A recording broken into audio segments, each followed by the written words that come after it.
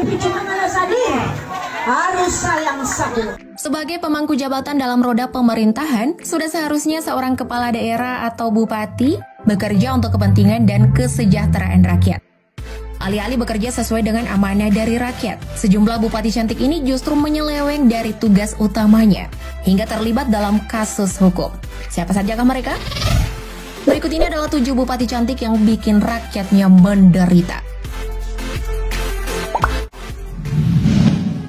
Puput Tantriana.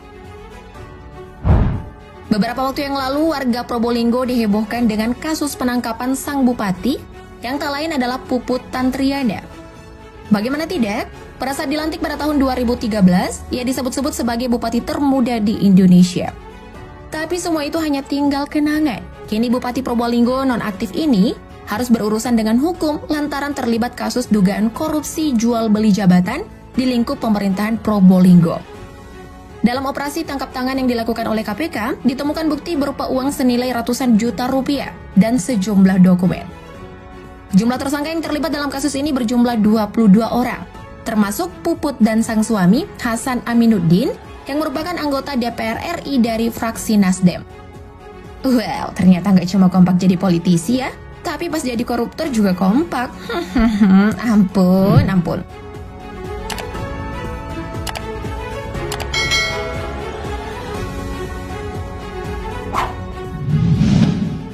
Foni Anneke. Bupati Minahasa Utara yang satu ini adalah salah satu pejabat yang memanfaatkan jabatannya untuk memperkaya diri sendiri. Foni Anneke merupakan Bupati Minahasa Utara pada periode 2005 sampai 2008 dan terpilih kembali pada periode 2016 sampai 2021. Dua periode menjabat sebagai bupati, sayangnya Foni justru tergiur dengan uang haram dan akhirnya terjerat dalam kasus korupsi. Di mana pada tahun 2007 Foni pernah terjerat kasus korupsi proyek Bandara Loakulu, Kutai Kartanegara yang menimbulkan kerugian negara sebesar 4,047 miliar rupiah. Seolah tidak jerah, Foni kembali harus berurusan dengan KPK karena terlibat dalam kasus korupsi pemecah ombak di Desa Likupang II, Minahasa Utara. Tak hanya sang mantan bupati, korupsi tersebut juga melibatkan adiknya yang bernama Alexander Moses Panambunan. Dari korupsi pemecah ombak ini, kerugian negara mencapai lebih dari 8,8 miliar rupiah. Udah tahu pernah korupsi, kok masih ada aja sih yang milih dia buat jadi bupati? Heran aku tuh.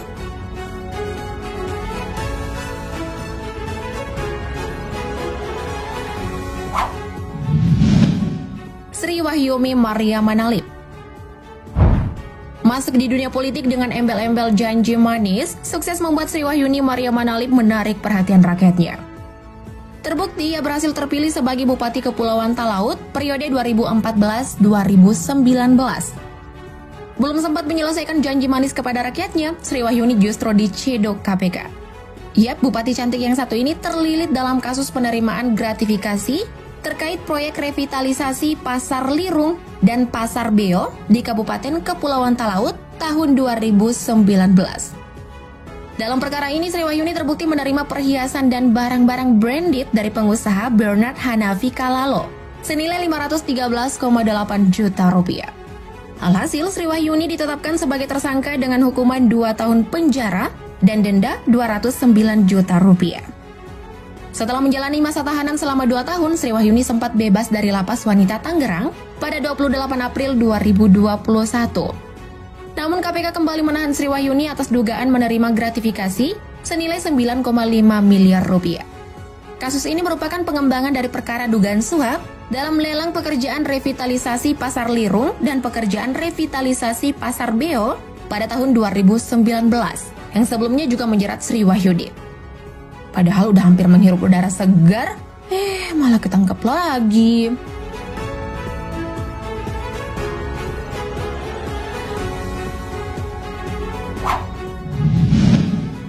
Rita Widyasari. Rita Widyasari adalah politisi Partai Golkar yang menjabat sebagai Bupati Kutai Kartanegara atau Kukar selama 2 periode, mulai tahun 2010 hingga 2015, dan kemudian menjabat kembali untuk periode 2016-2021. Pada periode 2010-2015, Rita berpasangan dengan Wakil Bupati Gufron Yusuf. Dan pada periode 2016-2021, ia berpasangan dengan Wakil Bupati Edi Damansyah. Rita dikenal sebagai kepala daerah yang cerdas dan berpendidikan tinggi. Sayangnya, image tersebut seketika tercoreng saat dirinya terlibat dalam kasus suap dan gratifikasi pada tahun 2017. Rita diduga menerima suap 6 miliar rupiah dari Heri Susanto Gun, selaku Direktur Utama PT Sawit Golden Prima atau PT SGP.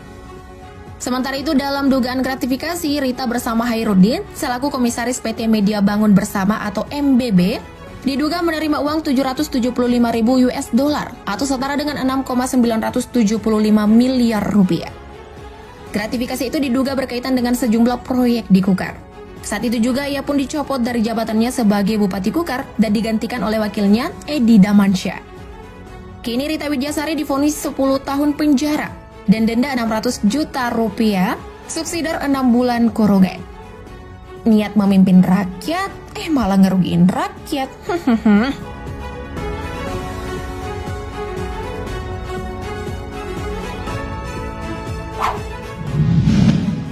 Siti Masyita. Siti Masyita merupakan anak dari mantan Direktur Utama PT Garuda Indonesia, Suparno. Berasal dari keluarga yang kaya raya, tak lantas membuat wali kota Tegal periode 2014-2017 ini merasa cukup dengan harta yang ia miliki.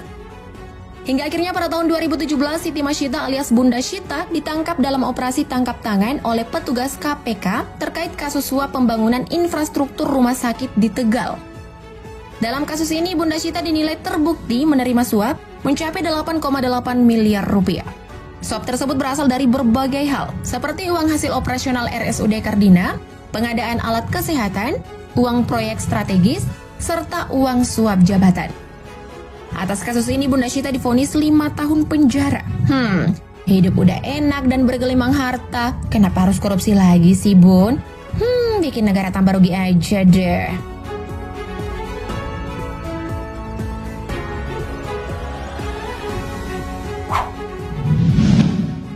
Neneng Hasanah Yassin. Neneng Hasanah adalah Bupati Bekasi yang menjabat sejak tahun 2012 sampai akhirnya diciduk oleh KPK pada tahun 2018.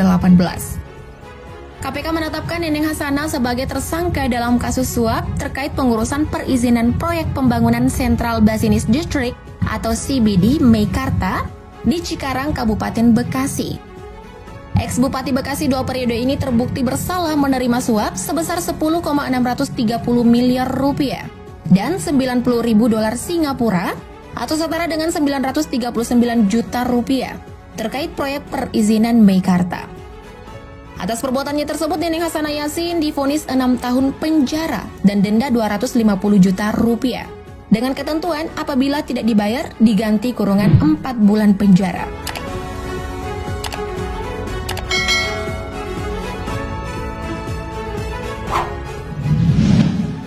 Faida. Faida merupakan Bupati Jember yang menjabat pada periode 2016-2021.